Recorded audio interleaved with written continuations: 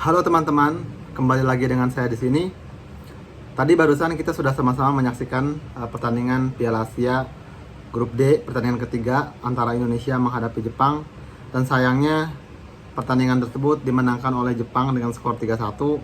Padahal mungkin kita semua berharap bahwa Indonesia bisa meraih hasil imbang untuk mengunci Indonesia lolos ke babak 16 besar.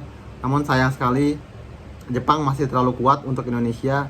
Jepang masih terlalu tangguh untuk diimbangi oleh Indonesia, sehingga Indonesia harus kalah 3-1 dari Jepang. Dan di luar kekalahan itu pun sebenarnya dari sisi permainan pun terlihat sangat jauh ya antara Indonesia dan Jepang. Para pemain Jepang itu bermain dengan sangat rapi, pressing mereka kuat, passing mereka juga sangat bagus, sangat baik. Indonesia praktis tidak bisa mengembangkan permainan. Para pemain yang mungkin kita harapkan ya bisa memberikan kontribusi sebagaimana yang mereka berikan pada pertandingan sebelumnya, seperti Ivar Jenner, Marcelino, kemudian Justin Hubner, kemudian Jordi Amat. Di pertandingan tadi mungkin kurang terlihat ya, karena kualitas yang sangat bagus dari para pemain Jepang ini memang sulit untuk diimbangi seperti itu. Di video saya sebelumnya saya sudah katakan bahwa kunci kemenangan Indonesia sebenarnya menghadapi Jepang ini adalah di sektor penyerangan. Dimana kalau kita mau mengimbangi Jepang, maka kita harus bisa memanfaatkan peluang sekecil apapun untuk menjadi gol. Hal itulah yang dilakukan oleh Vietnam ketika Vietnam berhasil mencetak 2 gol ke gawang Jepang. Hal itulah yang dilakukan oleh Irak ketika Irak berhasil mencetak 2 gol ke gawang Jepang.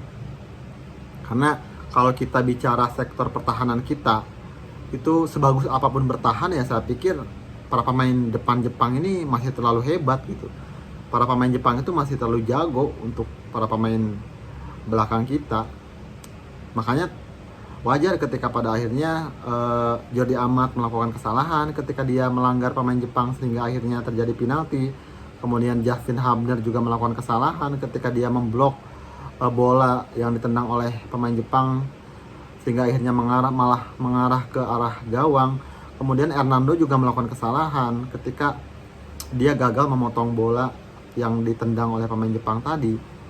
Hal itu sangat wajar menurut saya ya, di dalam sebuah pertandingan dengan intensitas tinggi menghadapi tim yang kualitasnya jauh di atas kita, dan di belakang kita itu pasti saya pikir juga akan kesulitan gitu.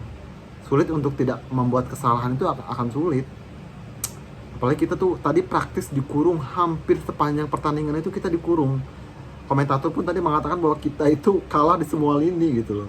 Jepang itu benar-benar menyerang dari semua sisi gitu, dari tengah, dari belakang, dari sisi, dari sektor kanan, sektor kiri, dari tengah. Bahkan beberapa kali tadi tuh ada peluang-peluang sangat berbahaya sekali dari para pemain Jepang. Jadi memang kualitas permainan Jepang itu masih jauh di atas kita gitu. Mungkin Jepang ini 2 atau 3 peringkat di atas kita, masih sangat sulit untuk kita imbangi. Jadi kekalahan ini menurut saya bisa dibilang wajar gitu ya. Meskipun mungkin saya juga berharapnya Indonesia kalah tapi skornya itu tidak terlalu jauh gitu. Skor marginnya itu mungkin 1-0 atau 2-1. Tapi kita juga tadi bersyukur kita bisa mencetak 1 gol. Shandy Walsh itu bisa mencuri gol tadi di menit-menit akhir. Tapi sangat disayangkan ya, kalau skornya 2-1 sih mungkin kita masih ada peluang cukup lebar gitu ya. Karena selisih gol kita masih -1 gitu kalau kita kalah 2-1, -2 maksud saya. Tapi kalau dengan kekalahan 3-1 ini kita menjadi -3 gitu. Poin kita tuh 3, dan kita masih harus menunggu pertandingan lain ya, antara Oman ataupun Kyrgyzstan ataupun Bahrain untuk memastikan apakah kita akan lolos atau tidak. Jadi kekalahan Indonesia dari Jepang ini memang murni ya perbedaan kualitas antara pemain kita dengan pemain Jepang, dan Sintayong juga mungkin tidak bisa berbuat banyak ya. Dia tidak melakukan banyak perubahan dari sisi taktik dan strategi, karena para pemain kita yang ada di bangku cadangan pun juga kualitasnya masih jauh berada di bawah para pemain yang bermain starter gitu ya. Jadi hasil ini meskipun tidak menguntungkan Indonesia, tapi menurut saya juga tidak terlalu mengecewakan ya. Skor 3-1 itu skor yang masih wajar dalam pertandingan sepak bola gitu. Kita tidak dibantai oleh Jepang.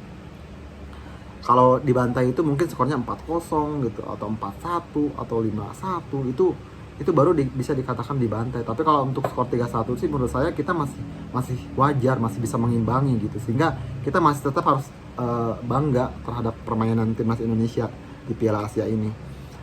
Jadi itulah teman-teman, pertandingan yang mungkin dari kemarin sudah kita nantikan ya sebagai pecinta sepak bola. Saya juga menantikan pertandingan ini, tapi ya mau tidak mau, suka tidak suka kita harus menerima kenyataan bahwa memang sepak bola kita ini masih jauh berada di bawah Jepang, sehingga kekalahan ini meskipun menyakitkan, menyedihkan ya, tapi ya mau nggak mau harus kita terima gitu, karena level sepak bola kita masih jauh di bawah Jepang.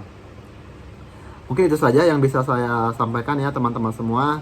Kita masih tetap berharap Indonesia bisa lolos. Kita berharap Oman maupun Kyrgyzstan maupun Bahrain itu gagal meraih kemenangan, sehingga kita punya kesempatan untuk lolos ke babak 16 besar.